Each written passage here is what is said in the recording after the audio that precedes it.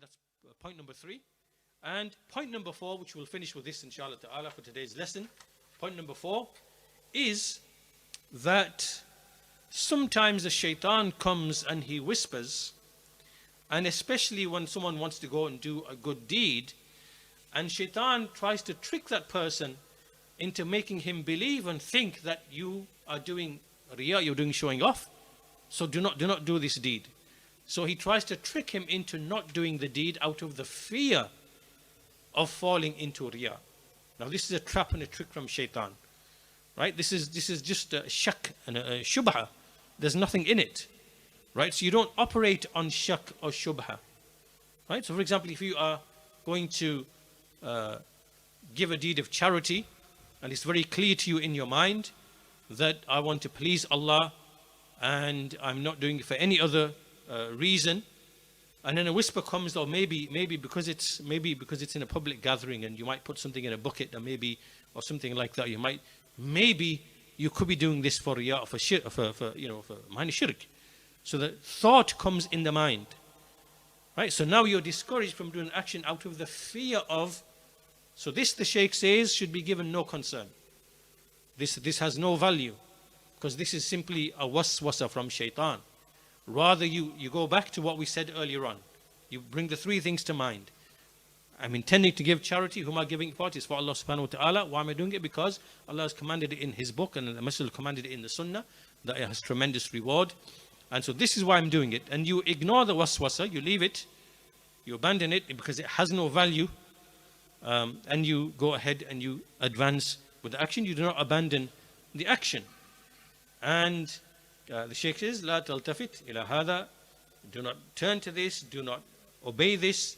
بل اعمل ولو قال لك إنك إنما تعمل رياء وسمعة. So even if the thought comes to your mind, you are doing this for riyā, you're doing this for showing off, to be seen, whatever, ignore all of that. Just proceed with the action. And then internally you resolve, and you fight, and you clear, and you clarify, and you repel, and whatever. This is what is desirable in this type of situation, right? So in other words, we are balanced. Not only are we aware of the fact that we have to be sincere to Allah subhanahu wa ta'ala, we make ihdar of the niyyah, we make that very clearly defined in our mind when we do the action. So we fear that we might fall into shirk, and we try to avoid that. But at the same time, we don't abandon the action just because of a waswasa or of a doubt that you might be doing it because you're showing off. You don't know that. Right? That thought isn't enough to make you abandon the action. You proceed with the action and you fight the thought. You repel the thought. Otherwise, if this wasn't the case, then nobody would do anything. Because at the end of the day, everybody is subject to the waswasa of, praying to be seen, praying to be heard, reciting the Quran to be seen. Everywhere you sat in a masjid, everybody is prone to the waswasa, otherwise nobody would do anything.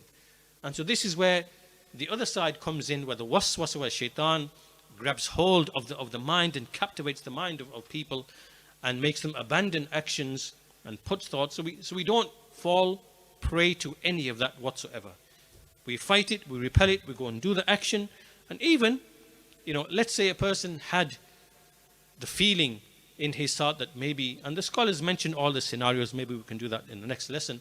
But sometimes maybe you have riya at the beginning of the action, so you fight it, you repel it. Maybe you started off sincere, and then in the middle of the action, you have a feeling and desire of maybe wanting to be seen, wanting to be heard, wanting to be praised. So you fight and repel. The scholars mention all the rulings on these issues and what you're supposed to do in every situation. But the point being, in summary, in short, is that we are not prevented by a mere waswasa just from abandoning doing righteous deeds.